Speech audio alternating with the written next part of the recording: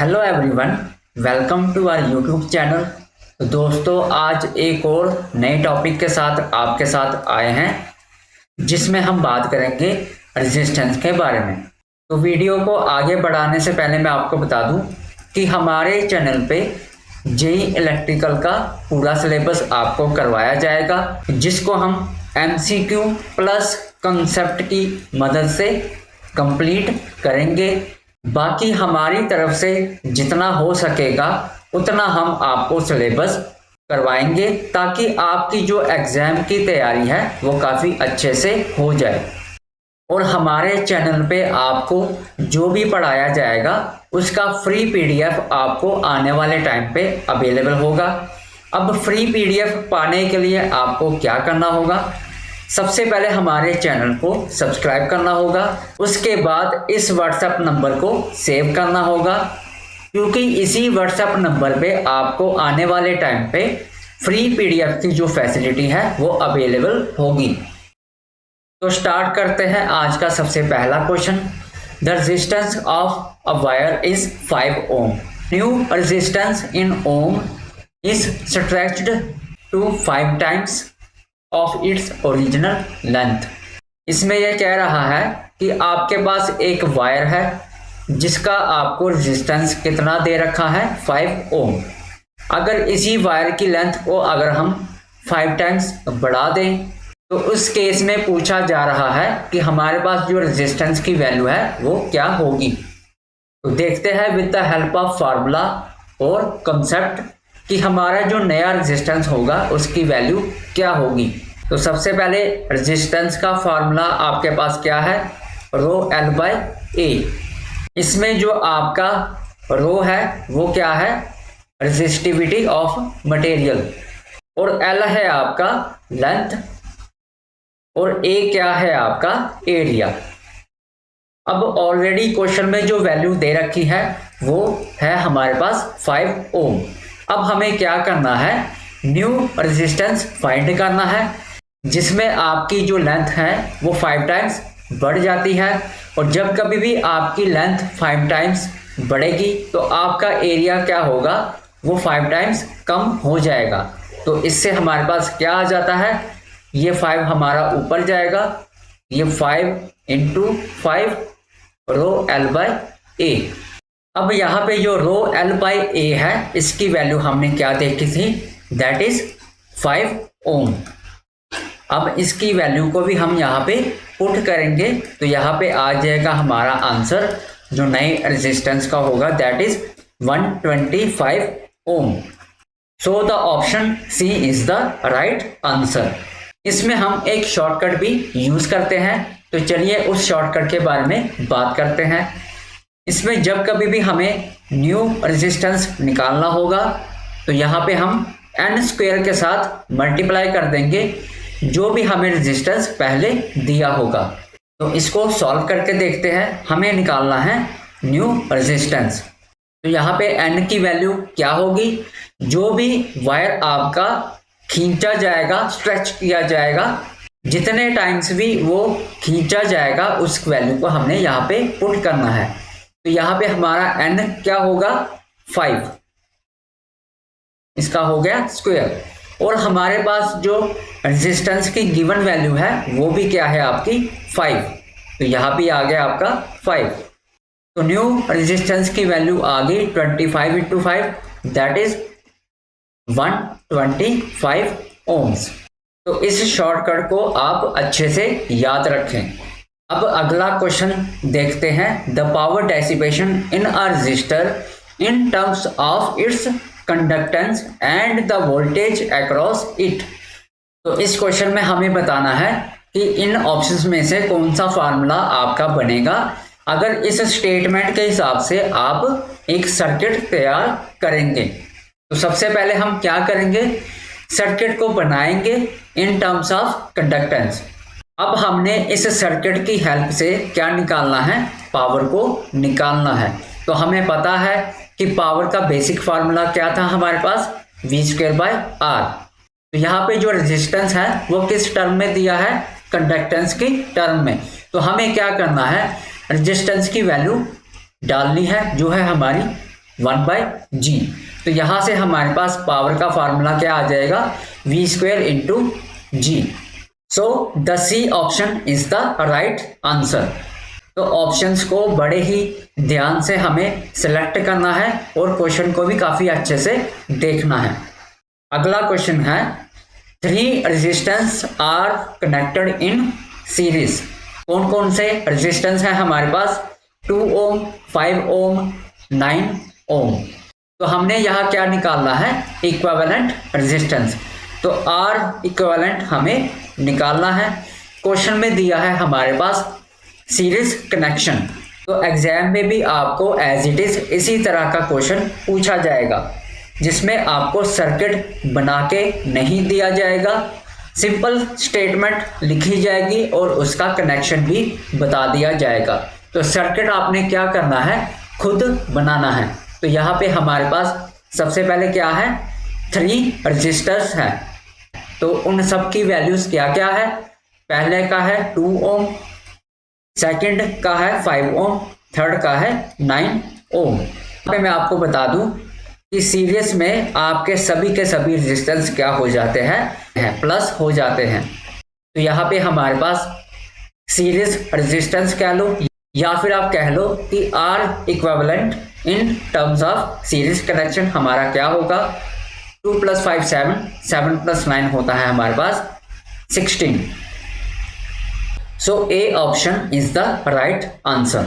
तो इसी तरह से हम कनेक्शन देखेंगे अब पैरेलल के केस में। तो यहाँ भी आपको स्टेटमेंट दिया है जिसमें हमारे पास 2 रेजिस्टेंस है जो कि पैरेलल में कनेक्टेड है। कौन कौन से हैं हमारे पास, 3 ओम और साथ में 2 ओम। तो इसका भी हमने इक्विवेलेंट रेजिस्टेंस निकालना है।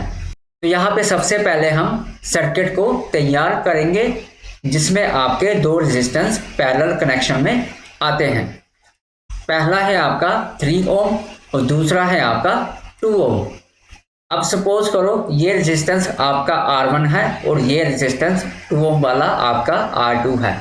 तो यहाँ पे R इक्विवेलेंट हमारा क्या हो जाएगा, R1 × R2 और इसी को डिवाइड करेंगे R1 + R2 के साथ। तो हमारे पास R1 की वैल्यू क्या है, 3 और R2 की है 2। डिवाइड करेंगे R1 + R2। तो इसका आंसर हमारे पास आ जाता है 6/5 ओम।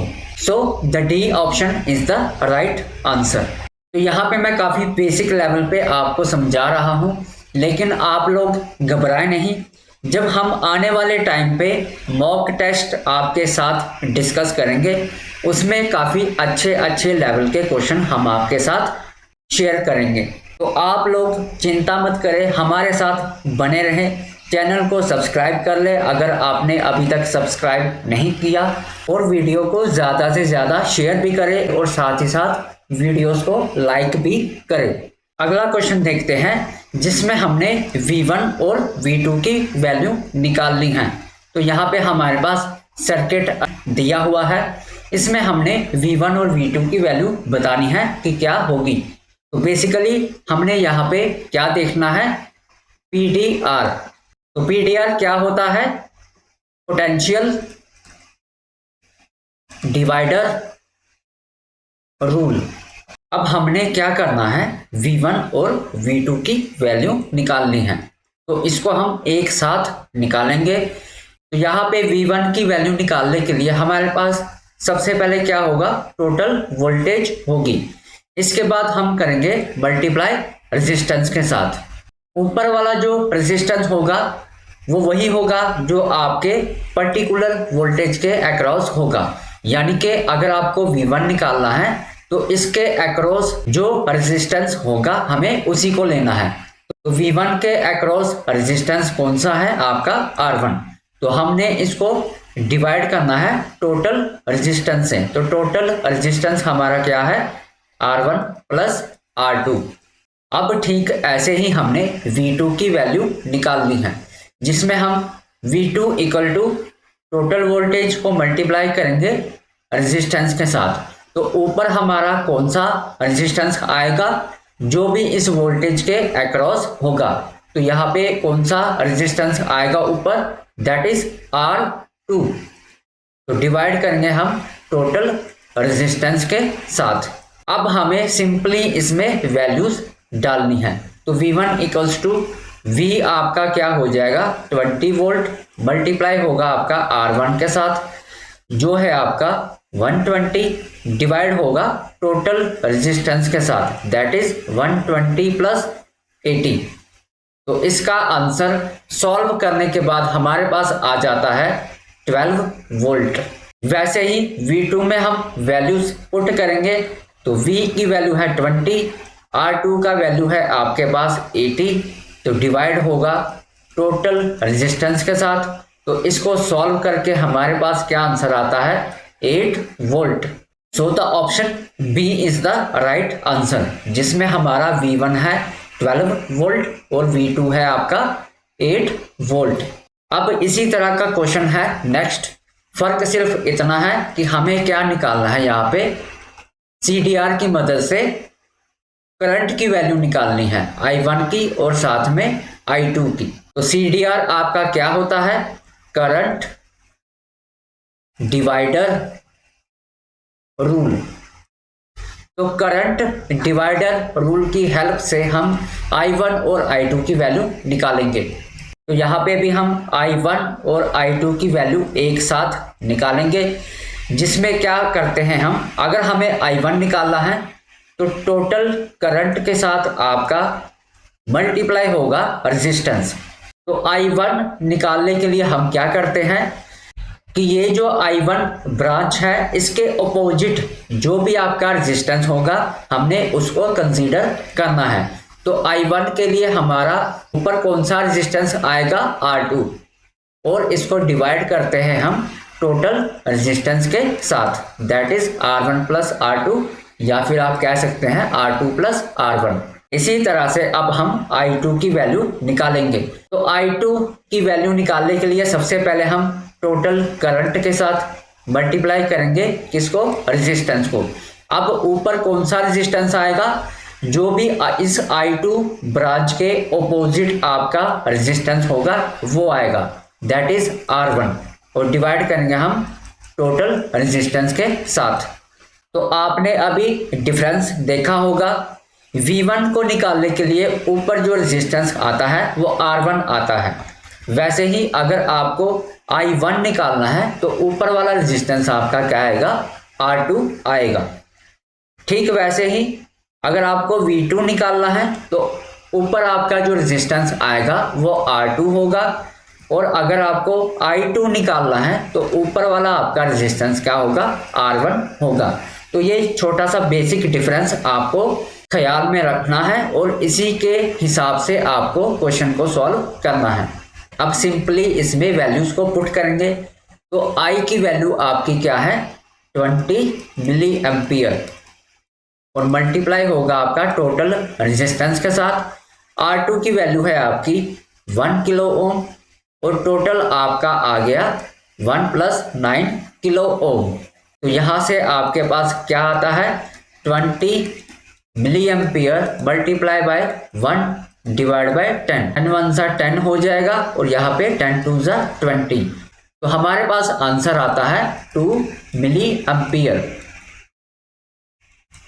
अब I2 में वैल्यूज डालेंगे, जिसमें टोटल करंट की वैल्यू है आपकी 20 मिली एम्पियर, और रेजिस्टेंस आपका क्या आएगा, ऊपर है R1 जिसकी वैल्यू है आपके पास 9, और हम डिवाइड करेंगे टोटल रेजिस्टेंस के साथ। तो इसको सॉल्व करके हमारे पास आंसर आएगा 20 मिली एम्पियर मल्टीप्लाई बाय 9/10। तो यहाँ भी 10 1 सा 10, 10 2 सा 20। अब इस 2 का 9 के साथ मल्टीप्लाई होगा तो हमारे पास आएगा यहाँ पे 18 मिली एम्पियर। तो इसको हम ऐसे भी लिख सकते हैं। तो देयरफॉर आपका जो I1 का वैल्यू है वो है आपका 2 मिली एम्पियर, और I2 की वैल्यू है आपकी 18 milli ampere. So the option A is the right answer. तो मैं उम्मीद करता हूं कि आज का लेक्चर आपको समझ में आया होगा। इसी तरह के लेक्चर्स हम अपने चैनल पे अपलोड करते रहेंगे। So thank you so much for today. प्यार से रहें, मोहब्बत से रहें। शब्बा खैर।